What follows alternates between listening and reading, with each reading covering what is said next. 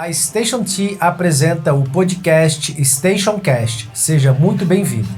Eu sou Rodrigo França e estarei com você nessa jornada a cada semana, trazendo conteúdos da agenda ESG, inovação e tecnologia, economia criativa e startups, preservação do patrimônio e Smart Cities, por meio de entrevistas com os melhores e mais renomados profissionais de cada área, em um bate-papo super empolgante, informativo e descontraído, sobre essas tendências e conceitos que estão transformando o nosso mundo. Esse é a StationCast. Próxima parada, futuro, conectando você a ideias que movem o mundo.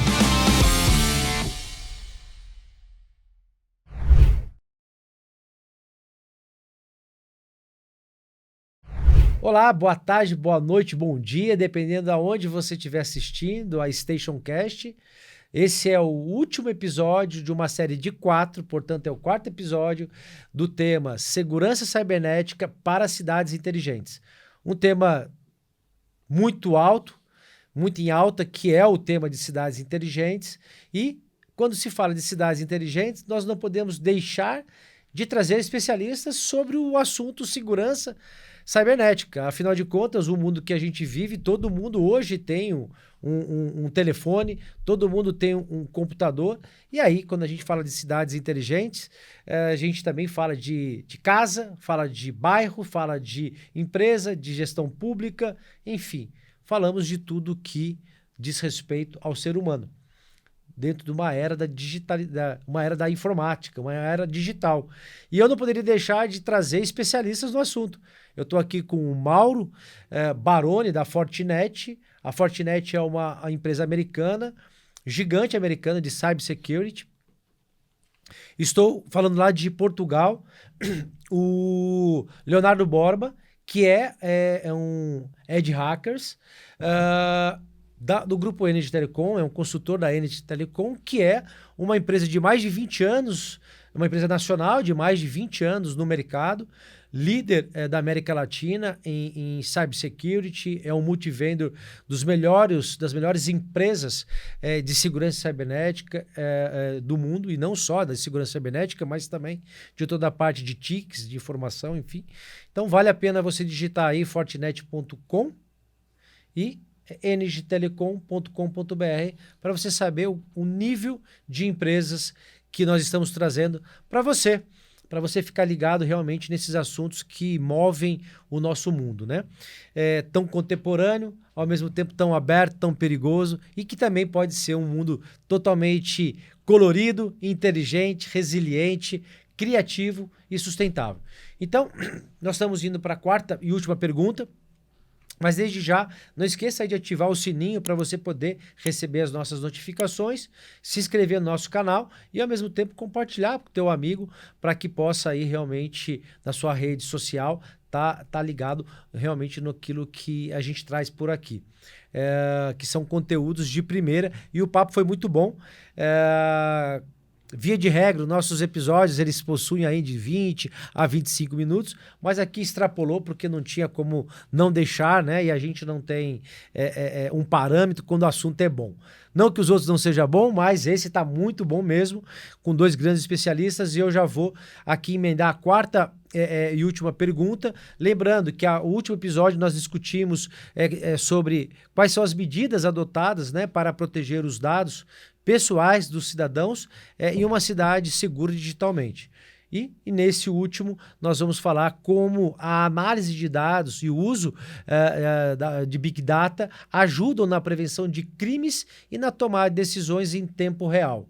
Ok? Então, para responder e dar início a esse último episódio, eu vou deixar aqui com você, Baroni, para você fazer aí essa consideração em cima dessa provocação dessa última nossa pergunta.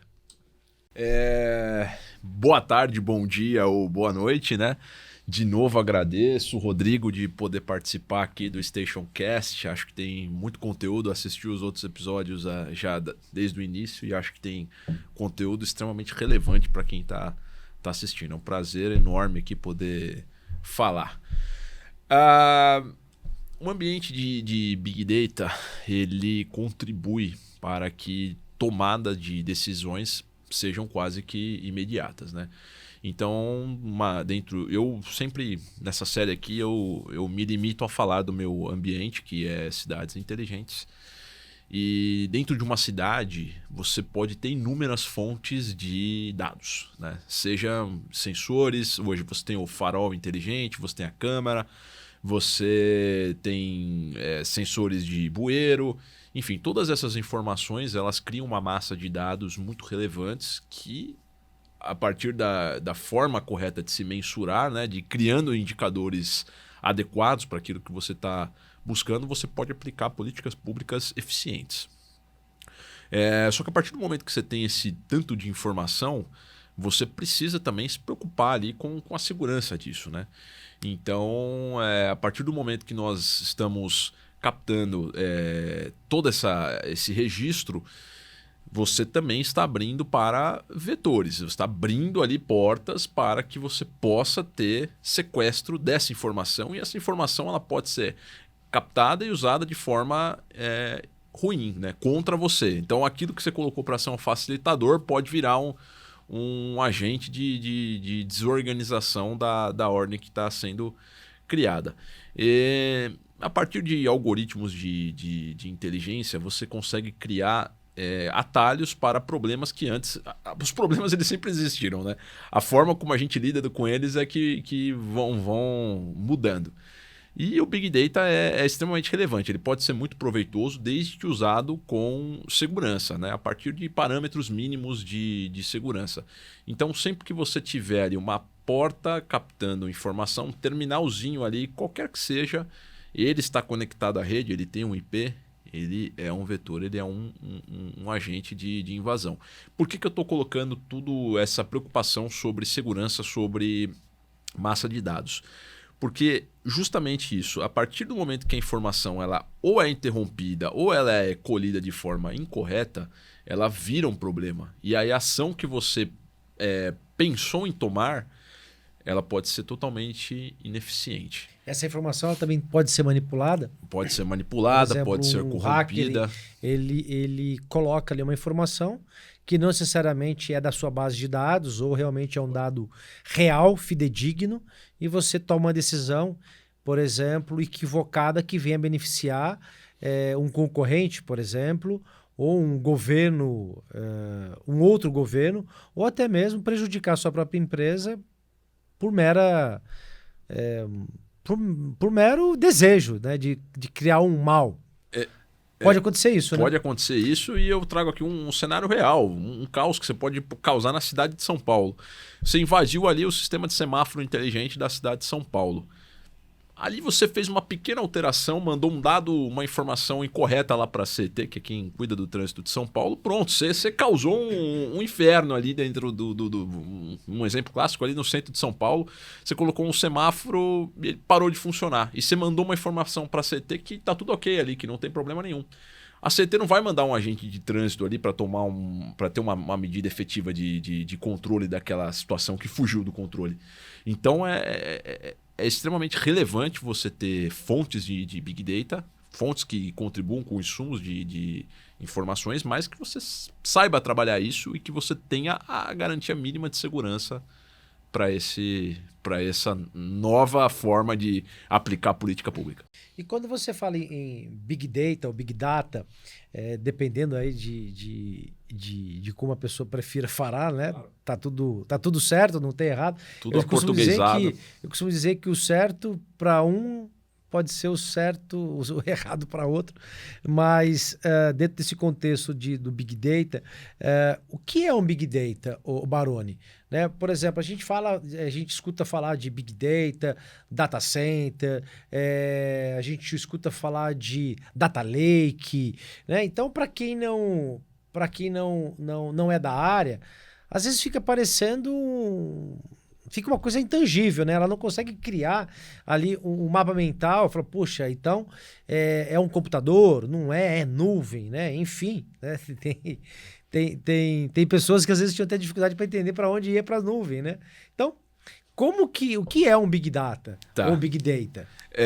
Para falar do Big Data, a gente primeiro vai falar da onde veio isso através da computação de nuvem, né? O que é o computador em nuvem? Nada Cloud, mais é do né? computador de alguém. Basicamente é isso. A computação em nuvem é você usar o computador de alguém. Claro que esse é um sentido muito, é uma definição muito simplória, mas que traz um pouco mais da realidade do que é um acesso à nuvem, né?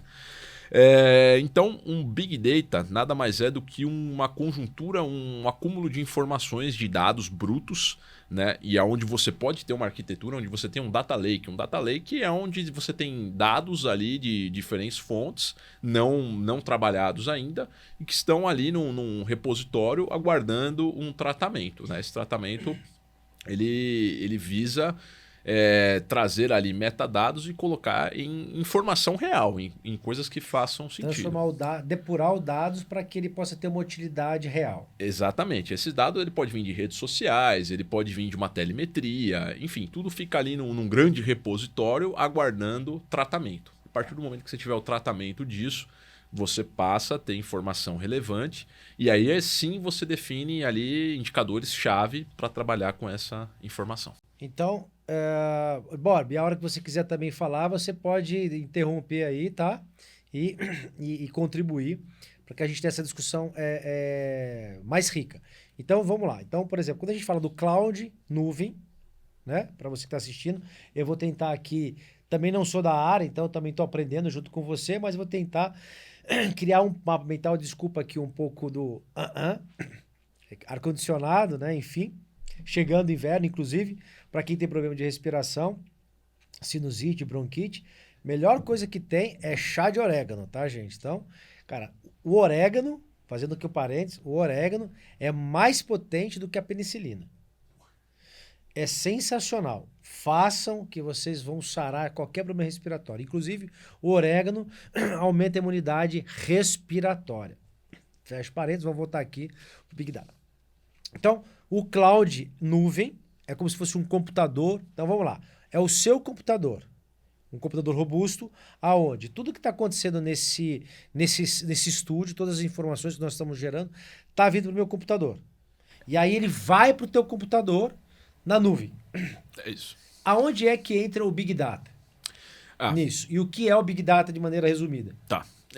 Quando você vai fazer um acesso a um servidor que está na nuvem, tá dizendo, basicamente é o quê? Você está no seu computador, na sua interface, e você está indo a outro computador, né? Então, isso pode estar em um data center, pode estar dentro de um ambiente de uma empresa, de uma prefeitura. Enfim, está dizendo que o acesso que você está fazendo é em outra máquina, né? Então, a partir desse momento, você está indo na nuvem, está indo num servidor externo buscar alguma informação. O Big Data, ele é o resultado daquilo tudo de informações que você deixa, você preenche um cadastro na internet, você gerou uma informação, você deu um like numa imagem na rede social, você gerou uma informação, você tem um equipamento colhendo, uma câmera colhendo informações, você gerou um Big Data.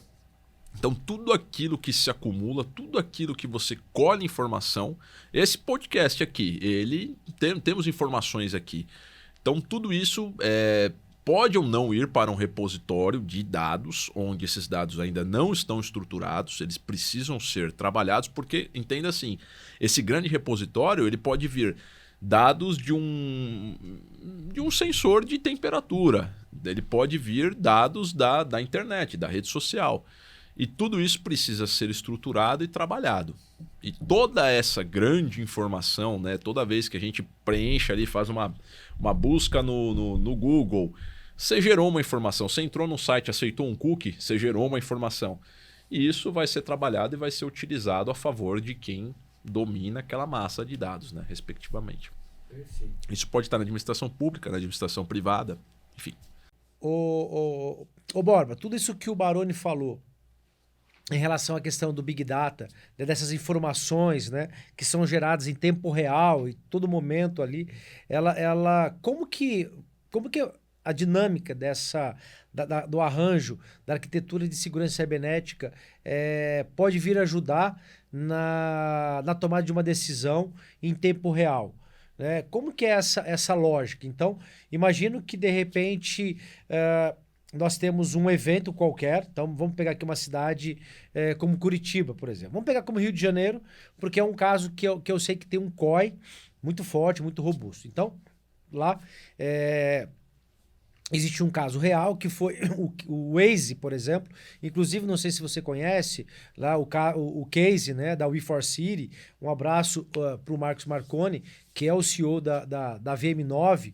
E ele criou um Data Lake, né, que inclusive foi vencedor de um prêmio internacional. E ele foi o primeiro case de Data Lake de mobilidade em Viena. Né, que a gente trouxe ele junto com o Renato de Castro, especialista em cidades inteligentes, para Taubaté, para fazer a proposta da Smart RM Valley, ou seja, o Instituto IS propôs para os prefeitos da região metropolitana, do Vale do Paraíba e para o governo de São Paulo, o Borba, fazer da nossa região a primeira Smart Region, dentro desse conceito da Smart Catalunha. Então a ideia nossa era ter esse data lake, né, aonde você mesmo colocou que tem várias informações, né, e à medida com que cada prefeito estipulasse qual era a vertical que ele gostaria de trabalhar, a gente iria acoplando essas informações. Ou seja, então é como se tivesse lá um dashboard aonde o prefeito quer falar sobre fortalecer a segurança pública. Então, nós iríamos acoplar várias câmeras externas do IP dentro desse data lake com algumas soluções de inteligência artificial, com algumas camadas dentro da inteligência artificial para reconhecimento de placa, de face, enfim. Por outro lado, também é da parte de trânsito, né? Então, com semáforos inteligentes e assim por diante. Bem, dentro do conceito do data lake, né? Do machine learning, não sei se tem a ver também essa junção das duas coisas, como que a gente pode prevenir, né, os crimes ou prever através de uma inteligência artificial possíveis crimes que venham ocorrer com dados sensíveis de uma administração pública, por exemplo, né? Existem condições de, olha,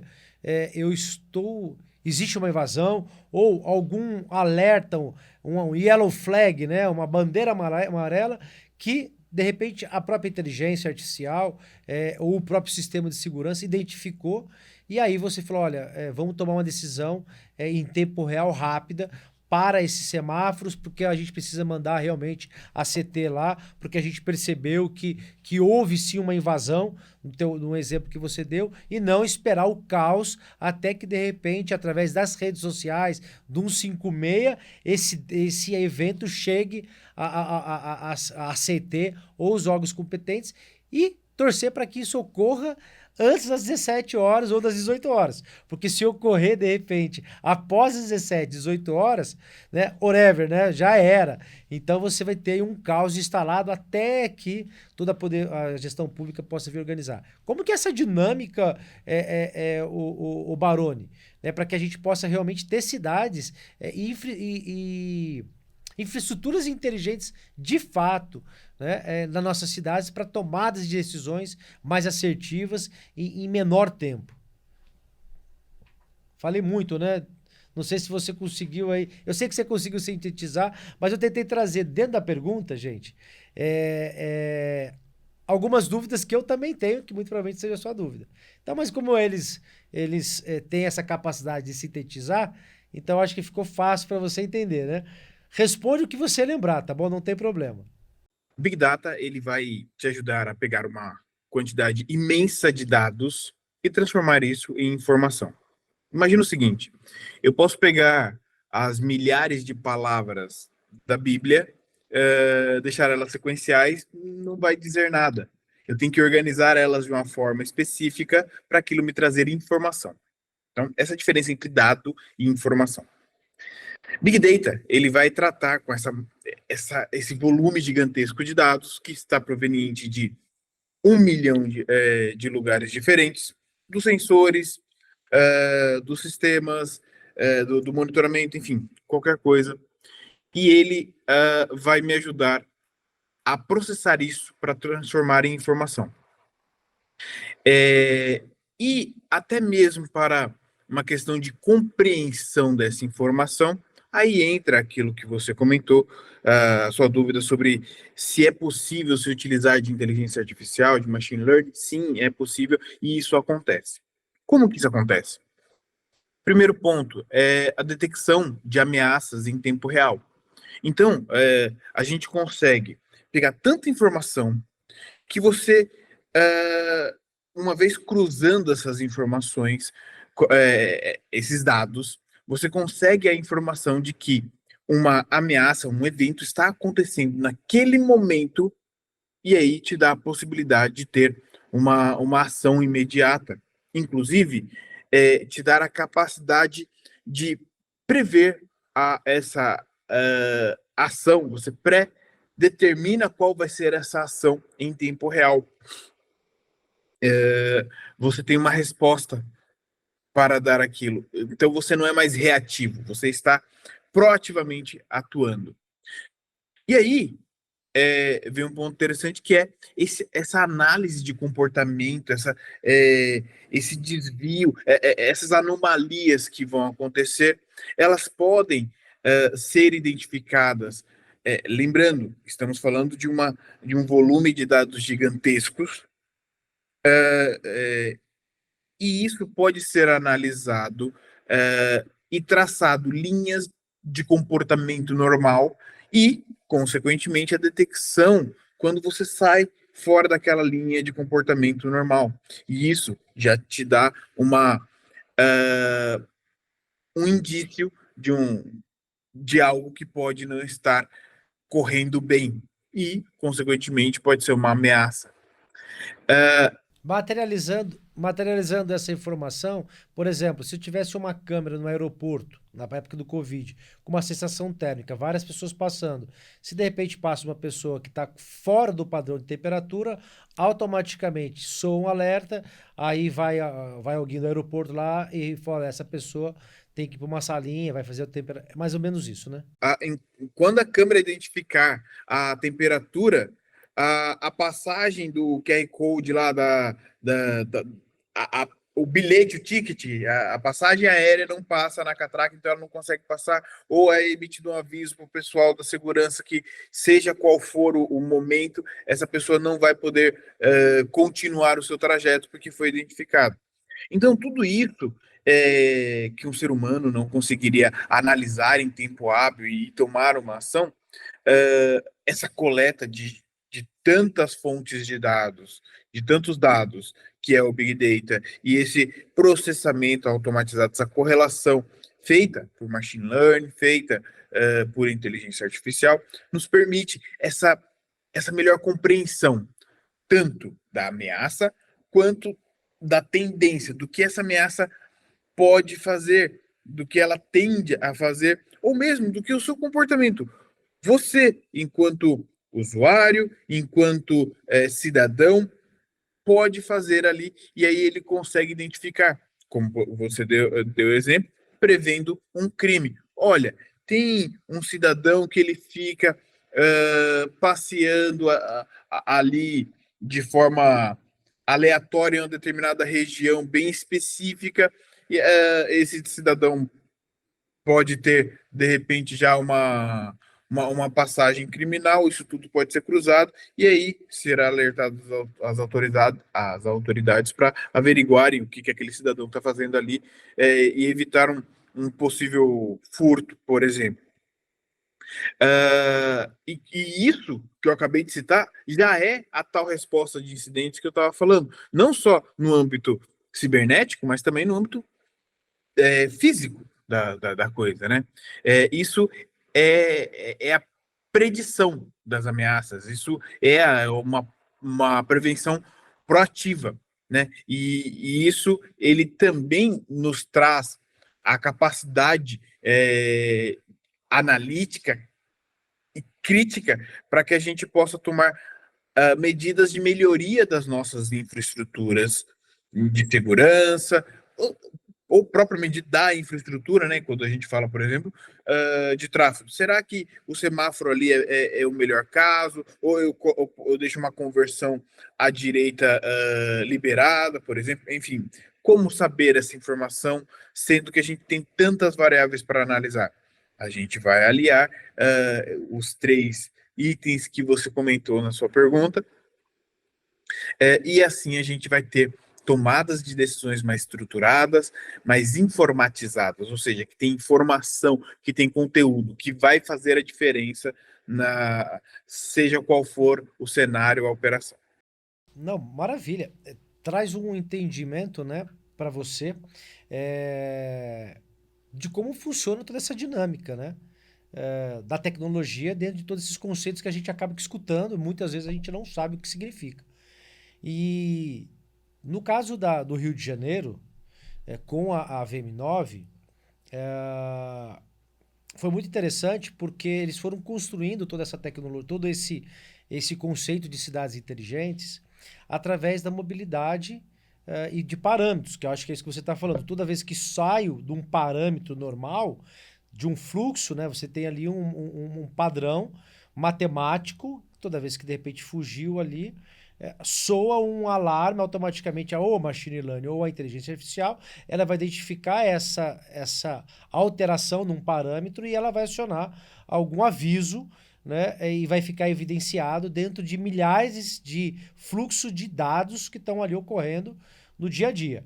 E no caso do Rio de Janeiro, com a VM9, foi assim, eles fizeram uma parceria, né? Eles estavam dentro do Centro de Operações do Rio de Janeiro, identificando a questão da segurança, porque você tem as câmeras do COI. Então, as câmeras do COI geralmente são câmeras estáticas, né? Então, são câmeras que estão paradas ali. Qualquer pessoa sabe, mal intencionada, vai evitar, né, de fazer um delito próximo a uma câmera do COI, que é basicamente o padrão das cidades, e que, por sinal, é muito caro. Esse padrão de câmera do COI. E pouco funcional.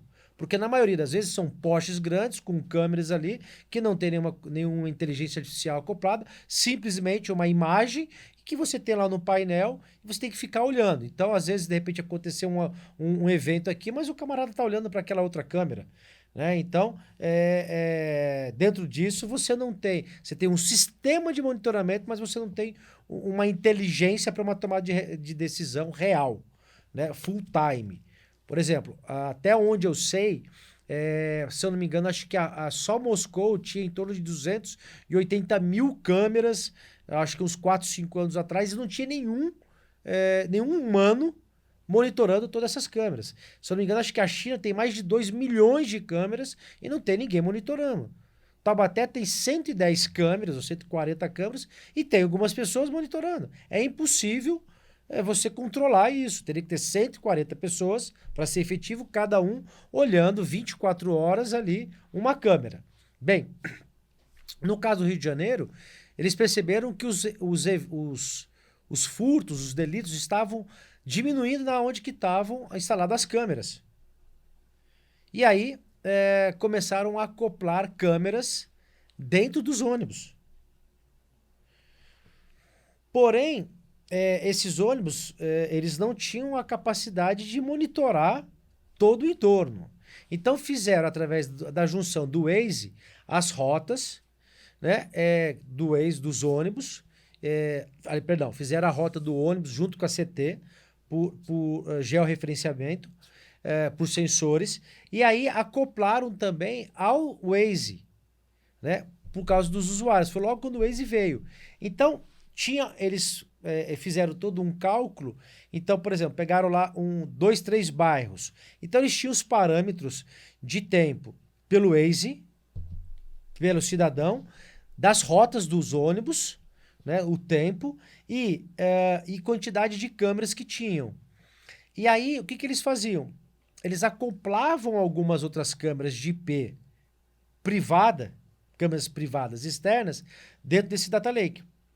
Então, à medida com que, por exemplo, um ônibus, ele chegasse, por exemplo, ali numa via, e ele saísse do parâmetro, seja de velocidade, tempo de parada ou rota, e não houvesse nenhum aviso via CT, Defesa Civil, meteorológico, nada, soava automaticamente uma ocorrência.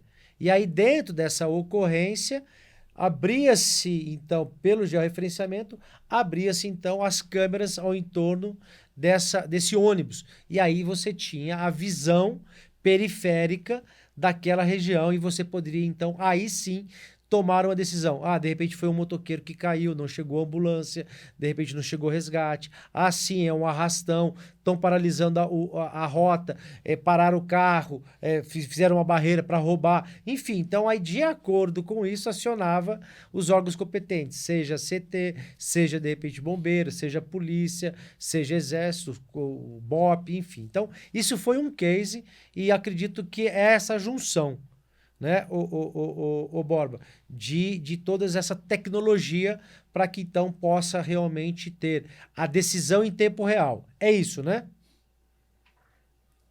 Tá. E aí, para a gente caminhar para o final, seria o seguinte. Vamos pegar aqui um caso mais recente.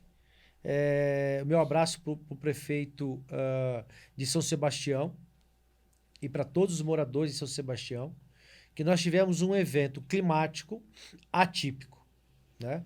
Choveu 680 milímetros em 24 horas e ocasionou aquela catástrofe lamentável em São Sebastião no começo desse ano. E aí eu imagino que, de repente, dentro de um contexto de cidades resilientes, se nós tivéssemos um sistema de monitoramento, um sistema acoplado, como a Energy mostrou recentemente, eu tive o conhecimento desse sistema que já foi aplicado em outras cidades, inclusive está sendo aplicado em São Paulo, em alguns bairros, onde você tem sensores hidrológicos, sísmicos, acoplados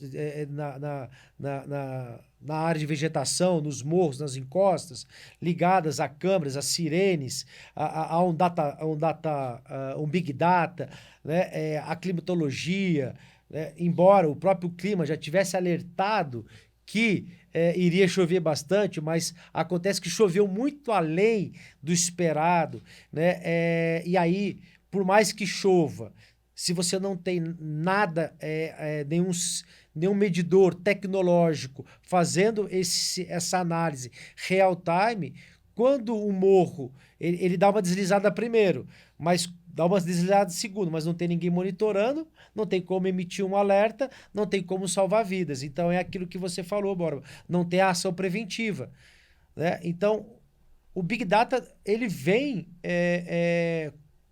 para facilitar a vida das pessoas, inclusive salvar vidas. Num caso de uma cidade resiliente, ele seria muito bem aproveitado, não seria? Sem dúvida, esse evento em São Sebastião, até por ser atípico, ele trouxe o alerta sobre a necessidade de você monitorar tudo aquilo que possa ter risco, né? Então, a natureza deu um sinal aí, claro, de que ela pode ter comportamentos atípicos. Se o Big Data teria resolvido o problema de São Sebastião, não sei, mas acredito que teria preservado vidas, sem dúvida. O desastre em si, não sei se era possível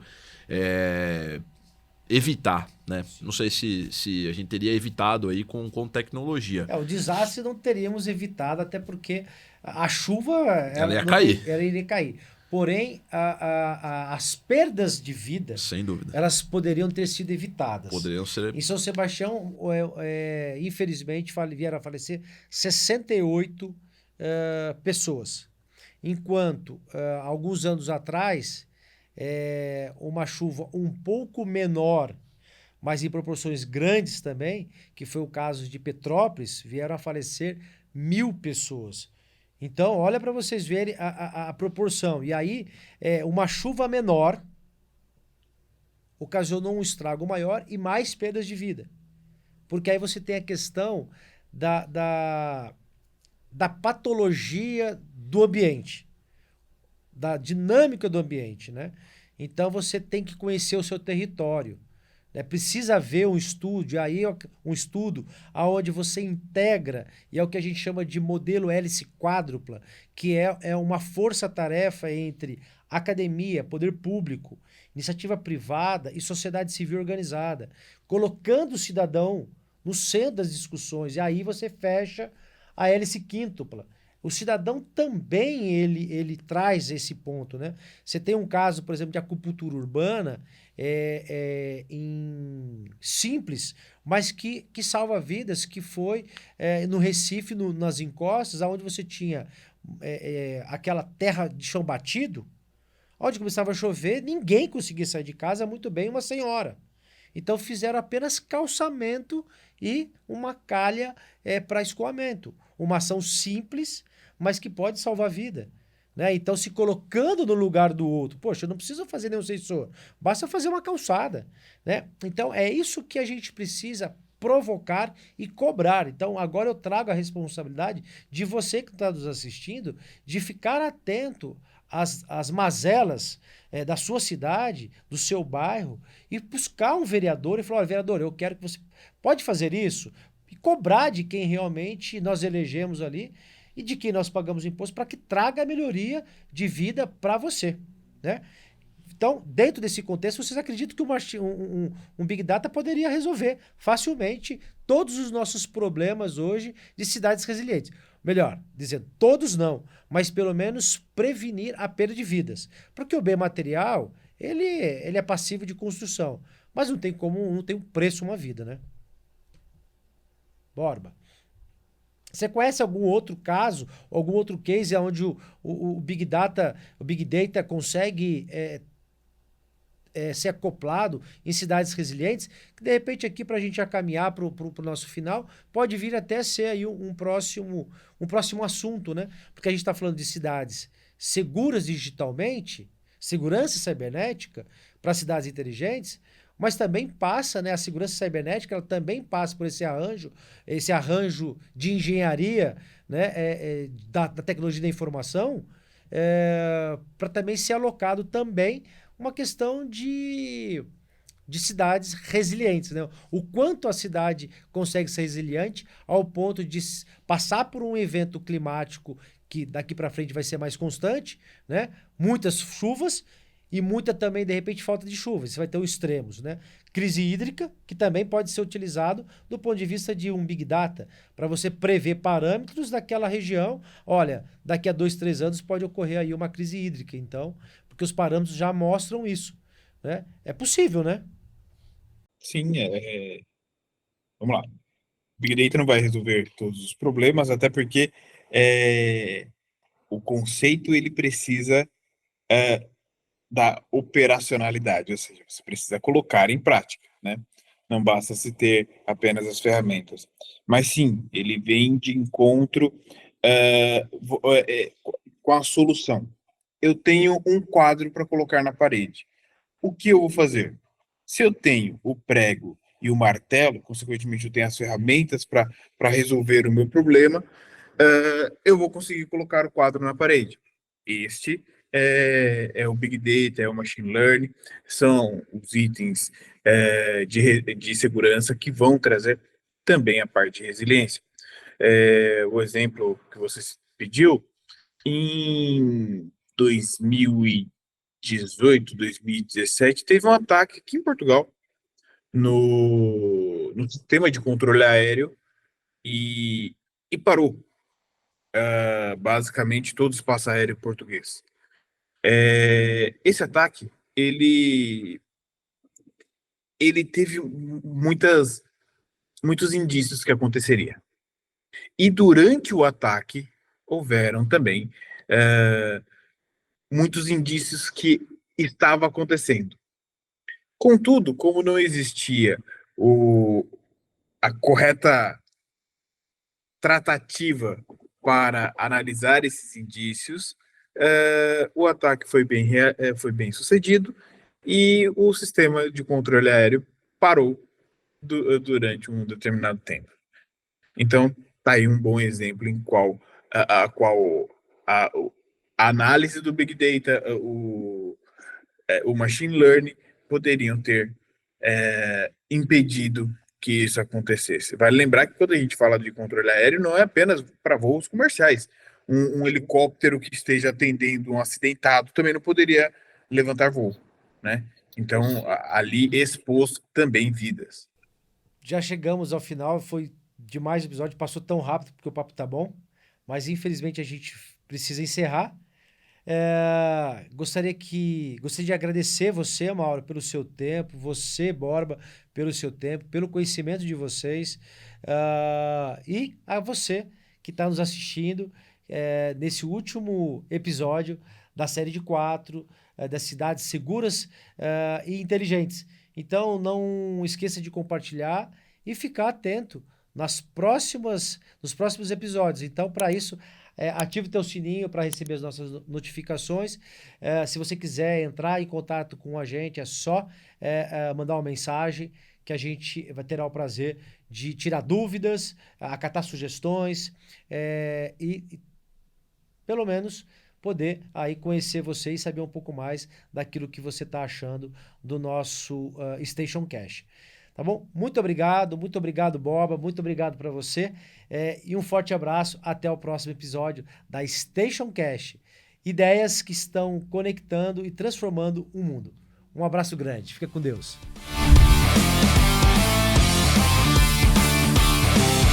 E com isso chegamos ao fim de mais um episódio da Station Cast. Se você gostou, curta e compartilhe nas redes sociais para que outras pessoas também possam juntar à nossa comunidade. Não se esqueça de nos seguir nas redes sociais para ficar por dentro de tudo que acontece nos próximos episódios e de nos enviar as suas perguntas e comentários. É isso aí, pessoal. Agradecemos por nos acompanhar até aqui. Siga lá no canal no YouTube Station T. Um forte abraço.